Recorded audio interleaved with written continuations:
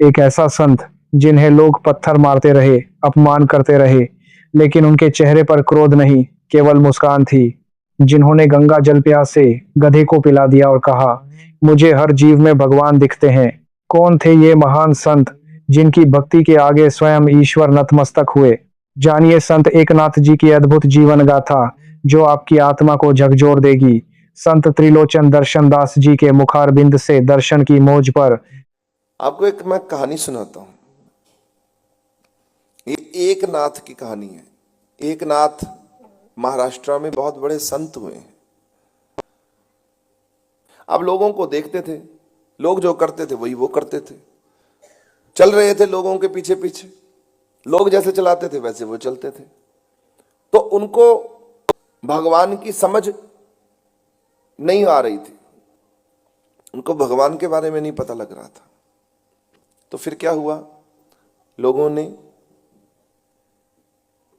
एक दिन इकट्ठे होकर, जैसे हमारे यहां पर वो नहीं निकलता, कावड़ नहीं निकलता, ऐसे ही महाराष्ट्र में लोगों ने कहा कि हम ना रामेश्वर बहुत साल पुरानी बात है, ये 500-600 साल पुरानी बात। रामेश्वर बहुत मान्यता रखता था उस समय। रामेश्वर में जल चढ़ाना है शिव जी महाराज जी को, उनके ज्योतिर्लिंग में। तो ये जल जो है त्रिवेणी से लिया जाएगा। सब लोगों ने एक वहां पर तब रीत थी, महाराष्ट्र से लोग आते थे इलाहाबाद में, जो प्रयागराज है आज के युग में, अभी समय में प्रयागराज में आते थे और वहां पर त्रिवेणी से जल लेते थे और जल लेकर वो रामेश्वरम जाते थे। रामेश्वरम में जाकर जल चढ़ाते थे। तो दुनिया बदल जाती है ना, हर समय में चेंजेस आती रहती हैं।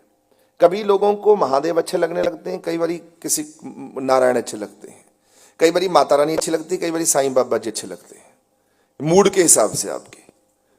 तो आप भगवान भी बदलते रहते हैं, जैसा आपका मूड है वैसा आपका भगवान है।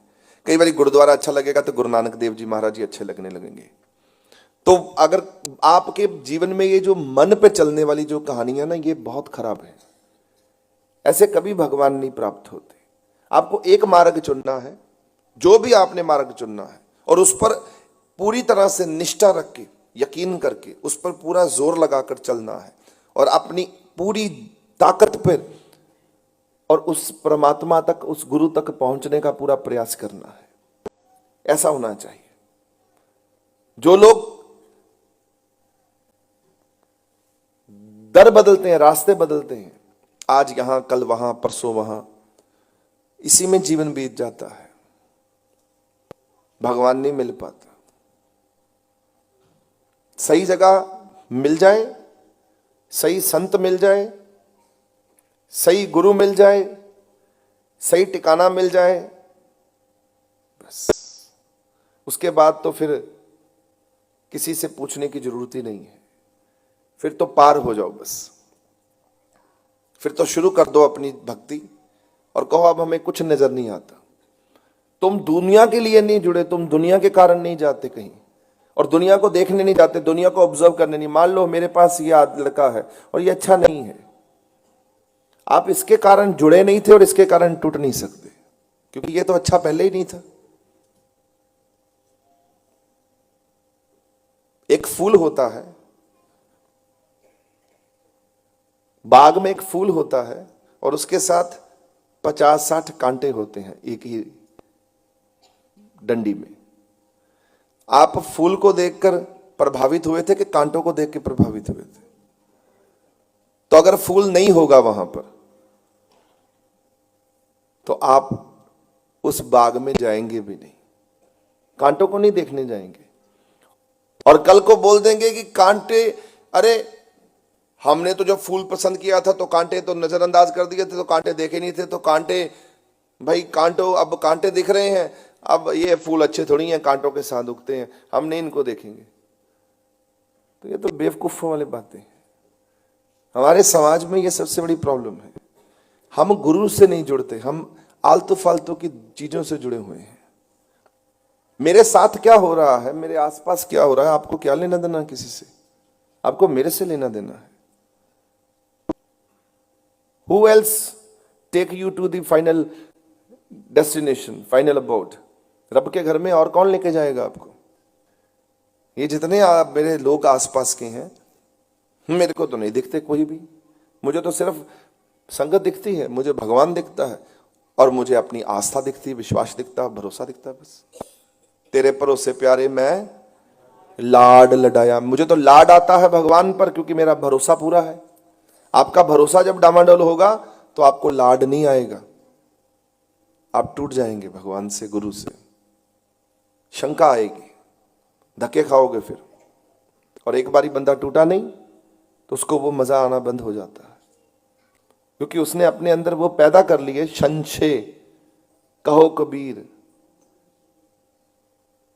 मेरी शंका नासी, कहो कबीर मेरी शंका नासी। मेरी शंका को भागना होगा। अगर मेरी शंका मेरे साथ होगी तो मेरा भगवान मेरे साथ नहीं होगा। मेरी शंका मेरे साथ नहीं होगी तो भगवान मेरे साथ होगा, मेरा गुरु मेरे साथ होगा। एक चीज को भागना होगा। तो आप लोगों को सियाने होना चाहिए। एक नाथ छोटे थे तो वो भक्तों में शामिल रहते थे। तो लोगों के कहने सुनने में उस वक्त प्रथा थी कि त्रिवेणी से जल ढोकर रामेश्वरम जाना, पैदल चल के कई महीने पहुंचकर रामेश्वर पहुंचे। वो भी शामिल हो गए इस भेड़ चाल में। बोले मैं भी त्रिवेणी से पानी जाऊंगा और महादेव को प्रसन्न करूंगा। अब महादेव जल लेकर महादेव के पास पहुंचे सब लोग। जब रामेश्वरम पहुंचे तो रास्ते में एक गधा, गर्मी का मौसम था, प्यास से तड़प रहा था और एकदम उसको सांस चढ़ी हुई, लेटा हुआ छटपटा रहा था। और पुराने जमाने में लोग जानवरों को देख के बता देते थे कि इनको तकलीफ क्या है। आजकल बंदे की अकल कम है, आजकल तो अपनी तकलीफ नहीं दिखती, जानवरों की क्या दिखनी है। वो गधे को देखा लोगों ने तो गधे को बोला ये ना पानी से प्यास, इसको पानी नहीं मिल रहा। उस वक्त कुदरती तौर पर उस क्षेत्र में, चेन्नई में पानी का थोड़ा सा इतना प्रभाव नहीं हुआ था, तो पानी जल की प्रॉब्लम थी। तो एक नाथ ने कहा कि इस जानवर को, इस गधे को प्रॉब्लम क्या है। अपने किसी वरिष्ठ भगत को, जो कि सीनियर जिसको कहते हैं, सियाना भगत, वो भी साथ में थे, उनसे पूछा सियाने लोगों से कि क्या प्रॉब्लम है, ये क्यों तड़प रहा है। बोले इसको पानी की ना प्यास है, तलब लगी हुई है, इसको पानी चाहिए। तो उन्होंने क्या किया, जो अपना पानी लेकर गए थे त्रिवेणी से मटकी भरकर, जो उठाया हुआ था पानी, कावड़ का पानी, वो फटाफट से निकाल कर उसको पिलाने लगे। तो लोगों ने उसको कहा तू पागल हो गया, ये महादेव का जल है और तू अपना इतनी दूर से 3 महीने मेहनत करके हम लोगों ने ये प्रयास किया, 3 महीने से हम पैदल चल रहे हैं, पैरों में छाले पड़ गए, यहां पहुंचते पहुंचते अब तेरी मंजिल सामने है, वो देख मंदिर, और यहां गधे को तू वो पानी पिला रहा है जो महादेव को चढ़ाना है, ये जल। लोगों ने उसको बड़ा रोका। वो कहता एक बात बताओ, मैं तुम्हारे साथ जल लेकर यहां तक तो आ गया, पर इसको मैं मरते हुए नहीं देख सकता, इतना मेरा कठोर मन नहीं है। हाँ कोई बात नहीं, अगर मुझे महादेव जल दोबारा बोलेंगे तो मेरे में ताकत है, मैं दोबारा जाऊंगा, जल भर कर लाऊंगा और महादेव को दोबारा चढ़ाऊंगा, कोई प्रॉब्लम नहीं। अब तुम जाओ, मुझे मत समझाओ, मैंने अपने अंदर से सुनना है, जो मुझे अंदर से आवाज आ रही है, मैं तुम्हारी बात नहीं सुनूंगा। ये एक नाथ ने लोगों को कहा। लोगों ने विद्रोह किया, बोले मुझे मत बोलो, तुम अपनी गड़बी देखो और तुम जाकर जल चढ़ाओ, मुझे इसको जल चढ़ाना है, मेरा महादेव इसी में मुझे दिख रहा है। उसको जल चढ़ा दिया, सारा पिलाया। वो तो जी खड़ा हो गया और बिल्कुल स्वस्थ पानी पीते ही। जब वो एक नाथ जी मत्था टेकने के लिए कि अब मैं महादेव को माफी मांगता हूं जाकर, जब वो अंदर मत्था टेकने गए, सब लोग जल चढ़ा रहे थे, बड़ी बड़ी भीड़ थी। वो आराम से शांत होकर महादेव ओम नमो शिवाय करते हुए जब अंदर गए, तो मत्था टेकने के लिए जब उन्होंने मत्था टेका तो महादेव बोल पड़े, पुत्र एकनाथ, मैं ये किसी का जल स्वीकार नहीं कर रहा और मैंने तुम्हारा जल गधे के रूप में स्वीकार कर लिया है। तुम्हें मैंने सब कुछ दे दिया है, जाओ पुत्र, अब अपनी भक्ति को और ज्यादा बढ़ाओ और भगवान की तरफ रुख करो। लोगों के पीछे मत चलो, अपना रास्ता खुद बनाओ। ये भगवान की आवाज थी एकनाथ को, लोगों के पीछे मत चलो, अपना रास्ता खुद बनाओ। मैं कण कण में बसा हुआ हूं, मैं हर जगह पर मौजूद हूं।